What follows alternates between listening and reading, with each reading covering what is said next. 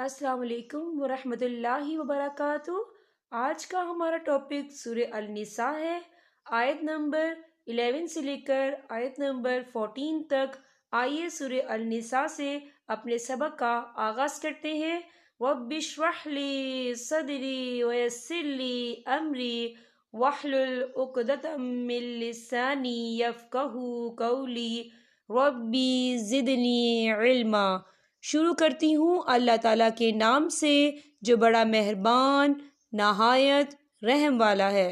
ترجمہ: اللہ تعالیٰ تمہیں تمہاری اولاد کے بارے میں حکم کرتا ہے کہ ایک لڑکے کا حصہ 2 لڑکیوں کے برابر ہے، اور اگر صرف لڑکیاں ہی ہوں اور 2 سے زیادہ ہوں تو انہیں مال متروکہ کا 2/3 ملے گا، اور اگر ایک ہی لڑکی ہو تو اس کے لیے آدھا ہے، اور میت کے ماں باپ میں سے ہر ایک کے لیے اس کے چھوڑے ہوئے مال کا 6واں حصہ ہے، اگر اس میت کی اولاد ہو۔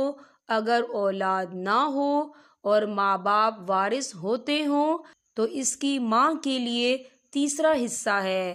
ہاں، اگر میت کے کئی بھائی ہوں تو پھر اس کی ماں کا 6واں حصہ ہے۔ یہ حصے اس وصیت کی تکمیل کے بعد ہیں جو مرنے والا کر گیا ہو، یا ادائے قرض کے بعد۔ تمہارے باپ ہوں یا تمہارے بیٹے، تمہیں نہیں معلوم کہ ان میں سے کون تمہیں نفع پہنچانے میں زیادہ قریب ہے۔ یہ حصے اللہ تعالیٰ کی طرف سے مقرر کردہ ہیں۔ بے شک اللہ تعالیٰ پورے علم اور کامل حکمتوں والا ہے۔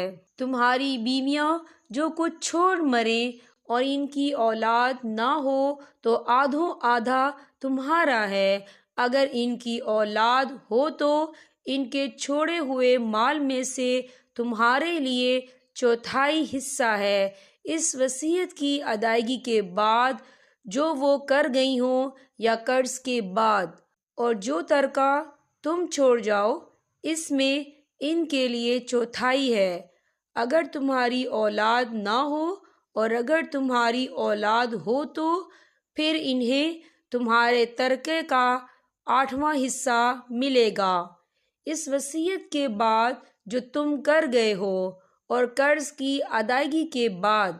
اور جن کی میراث لی جاتی ہے وہ مرد یا عورت کلالہ ہو، یعنی اس کا باپ بیٹا نہ ہو اور اس کا ایک بھائی یا ایک بہن ہو، تو ان دونوں میں سے ہر ایک کا 6واں حصہ ہے، اور اگر اس سے زیادہ ہوں تو 1/3 میں سب شریک ہیں۔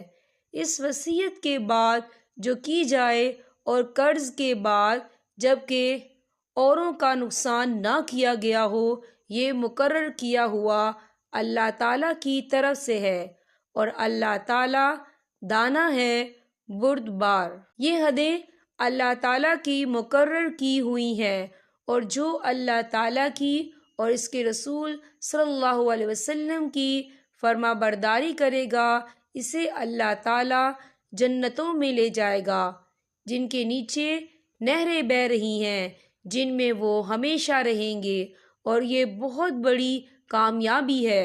اور جو کچھ اللہ تعالیٰ کی اور اس کے رسول صلی اللہ علیہ وسلم کی نافرمانی کرے اور اس کی مقررہ حدوں سے آگے نکلے، اسے وہ جہنم میں ڈال دے گا جس میں وہ ہمیشہ رہے گا، ایسوں ہی کے لیے رسوا کن عذاب ہے۔ یہاں پر ہمارے سبق کا اختتام ہوتا ہے۔ اللہ پاک ہم سب کو قرآن پاک پڑھنے، سمجھنے اور اس پر عمل کرنے کی توفیق عطا فرمائے۔ اب میں آپ سے اجازت چاہوں گی۔ السلام علیکم ورحمۃ اللہ وبرکاتہ۔